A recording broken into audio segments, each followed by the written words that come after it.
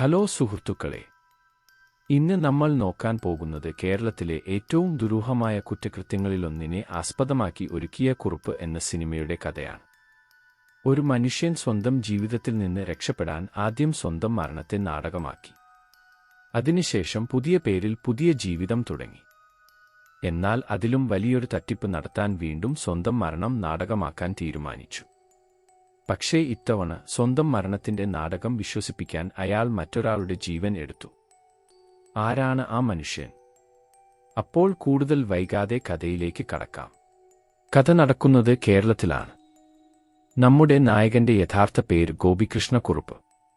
കുടുംബത്തിലെ സാഹചര്യങ്ങളും സമ്മർദ്ദവും കാരണം ഗോപികൃഷ്ണക്കുറുപ്പിന് വ്യോമസേനയിൽ ചേരേണ്ടി വരുന്നു. എന്നാൽ ആ ജീവിതം അയാൾക്ക് ഒട്ടും ഇഷ്ടമായിരുന്നില്ല. നിയമങ്ങളും നിയന്ത്രണങ്ങളും നിറഞ്ഞ ജീവിതത്തിൽ കഴിയാൻ കുറുപ്പിന് താൽപ്പര്യമില്ലായിരുന്നു. സ്വന്തം ഇഷ്ടപ്രകാരം ജീവിക്കണം, വലിയ പണം സമ്പാദിക്കണം, സാധാരണ ജീവിതത്തിൽ ഒതുങ്ങരുത്. അങ്ങനെയായിരുന്നു അയാളുടെ ചിന്ത.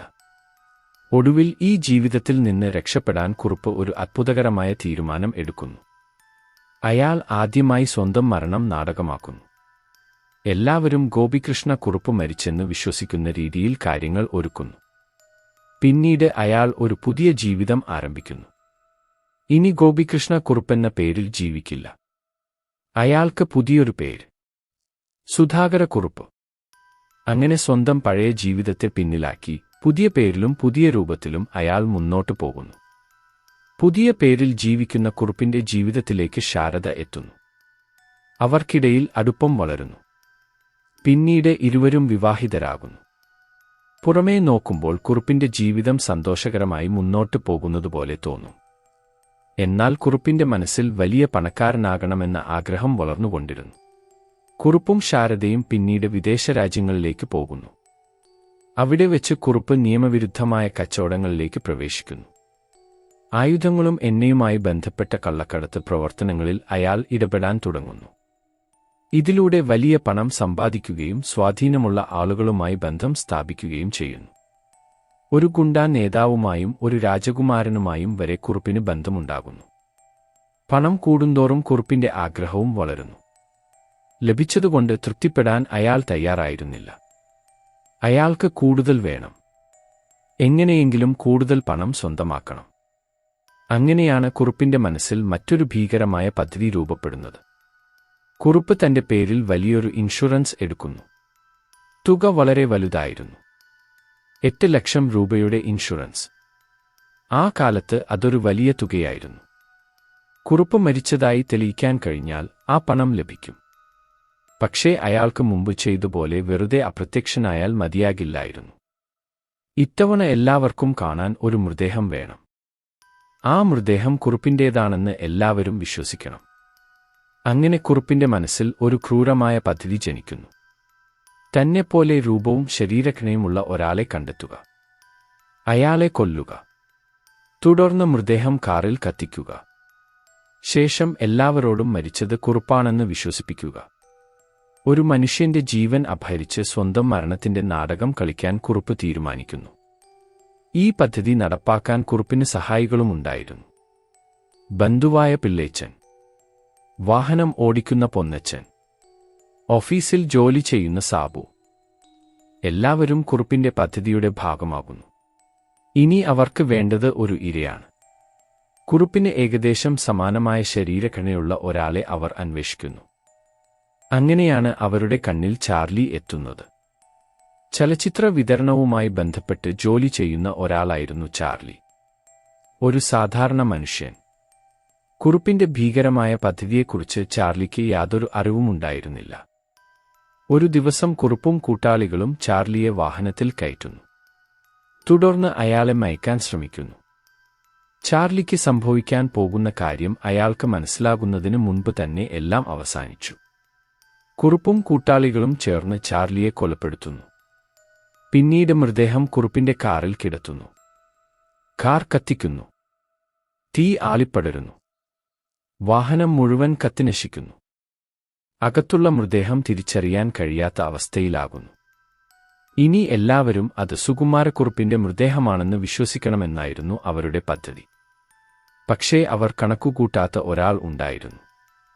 അന്വേഷണ ഉദ്യോഗസ്ഥൻ കൃഷ്ണദാസ്. സംഭവം നടന്ന സ്ഥലത്തെത്തിയ കൃഷ്ണദാസ് എല്ലാം സൂക്ഷ്മമായി പരിശോധിക്കുന്നു. ആദ്യ നോട്ടത്തിൽ അത് ഒരു അപകടം പോലെയായിരുന്നു.